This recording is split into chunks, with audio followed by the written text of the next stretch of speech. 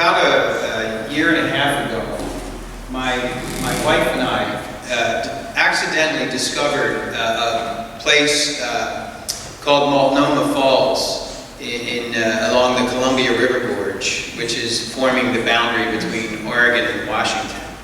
And we had a very magical time there. It's a very large waterfall, 620-foot drop. And there was a bridge going across right in front of the falls, so it's literally falling down right in front of us. And it was just amazing. And it turned out there was a trail, and we like to hike. So we hiked up this switchback trail through this beautiful forest that ends up at the top of the falls, so you can look down.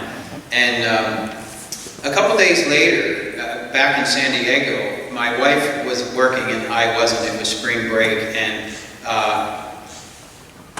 I decided to go see a movie. And in this movie, this family travels to this place called Multnomah Falls. I had never heard of Multnomah Falls 2 days earlier. And now I'm sitting in this movie and these people are there and they're on that same bridge looking up at this waterfall coming down. And the father tells his kids this legend of Multnomah Falls. I thought, well, I was there. I didn't hear any legend.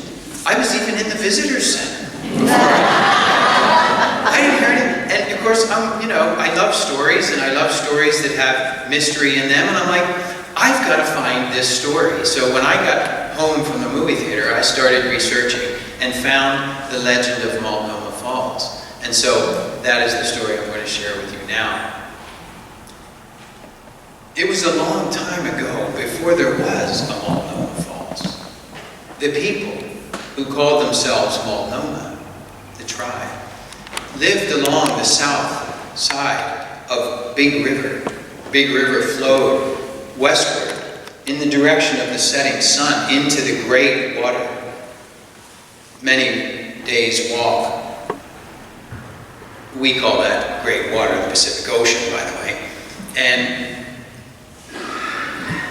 the head chief of the Multnomah people had a beautiful young daughter. She was especially dear to him because of the fact that he had lost all his sons in battle, and now he was an old man. He arranged his daughter's wedding with great care, with a young chief from a neighboring tribe called the Clatsop people. And to this feast came people from all along the lower side of the Big River. And it was to last several days. There would be swimming races and canoe races on the river. There were going to be bow and arrow contests and horseback riding, feasting and dancing. All the people who had come were merry because both the young maiden and the Clatsop warrior were deeply loved by their people. But without warning, suddenly all this merriment came to an abrupt halt and turned to sorrow. A sickness fell over the village. First, children and young people perished. Then even strong men became ill and were dead in only a day. The wailing of the women could be heard throughout the village and the camps of the guests who had come. The people told each other, "The Great Spirit is angry with us." And the head chief called all of his old men and warriors together for council in the council lodge. He asked gravely, "What can we do to appease the Great Spirit's wrath?" Only silence followed his question. Until at last, one rose, one of the medicine men. "There is nothing that we can do. If it is the will of the Great Spirit that we die, then we must meet our death bravely. The Multnomah have ever been a brave people." All the other members of the council nodded in agreement. All except one, the oldest medicine man of all. He had not come to the wedding, the feasting and the games, but when called by the chief, he had come out of the mountains. He rose and leaning on his staff, he spoke to the council.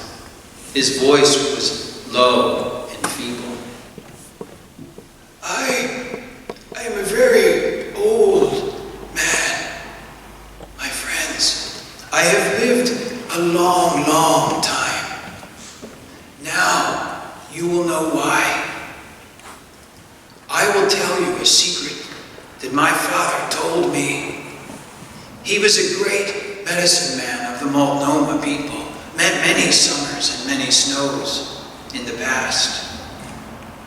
When he was a very old man, he told me that when I became old, the Great Spirit would send a sickness upon our people. All would die, he told me, unless a sacrifice was made to the Great Spirit. Some pure and innocent young maiden of the tribe, the daughter of a chief, must willingly sacrifice her life for her people. Alone, she must travel to a high cliff above Big River, and there she must throw herself upon the rocks below. If she does this, the sickness will leave us at once.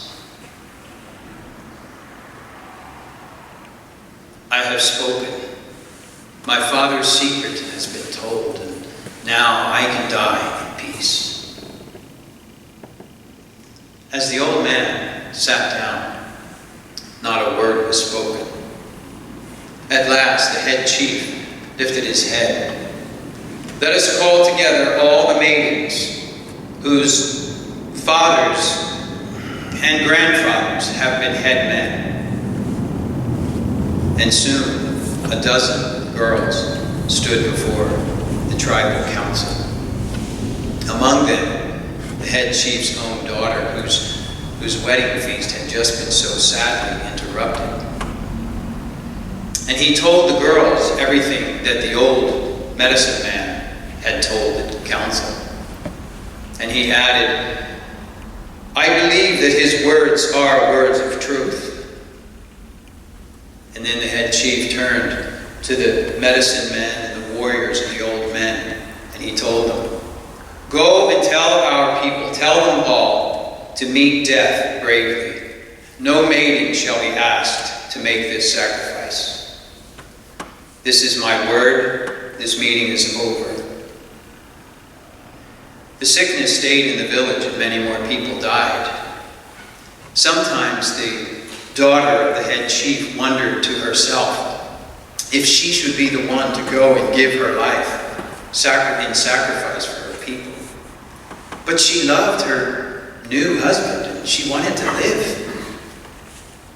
A few days later, she saw the sickness on the face of her lover, and now she knew what she must do.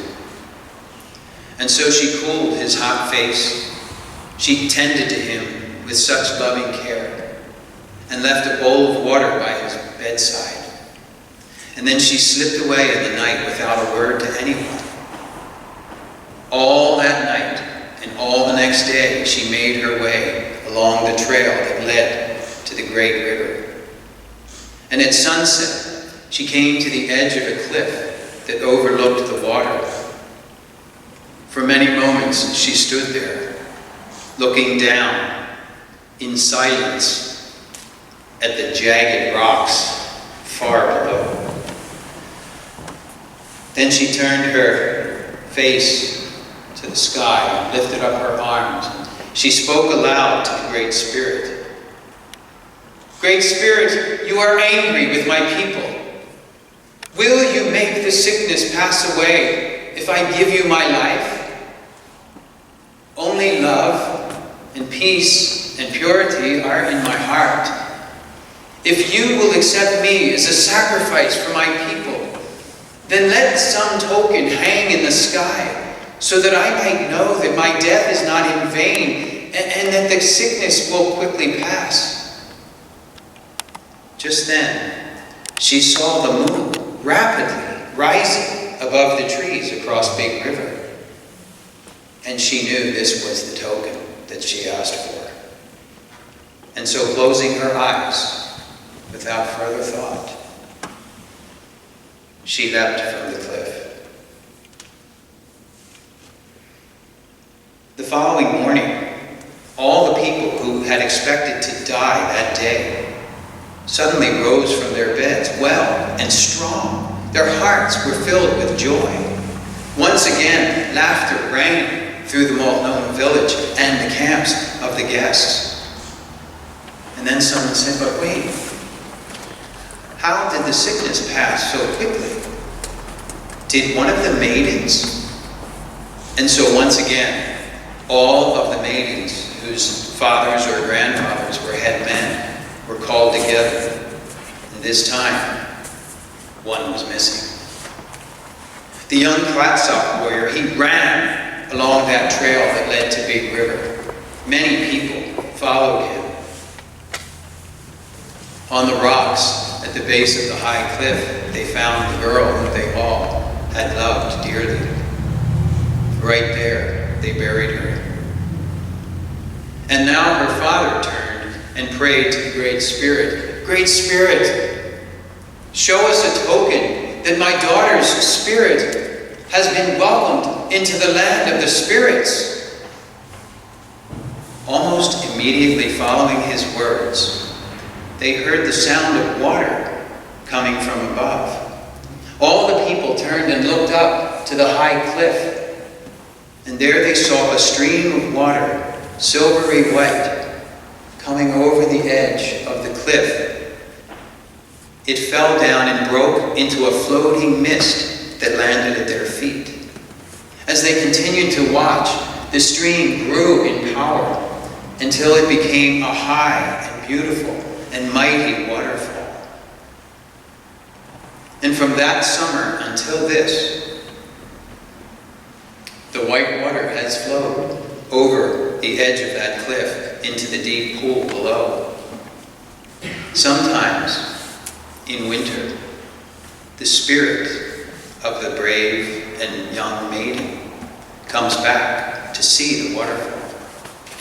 People say they have seen her. All dressed in white, she stands in the trees at one side of Multnomah Falls, and she looks out at the spot where she made her great sacrifice and thus saved her lover and all her people from death.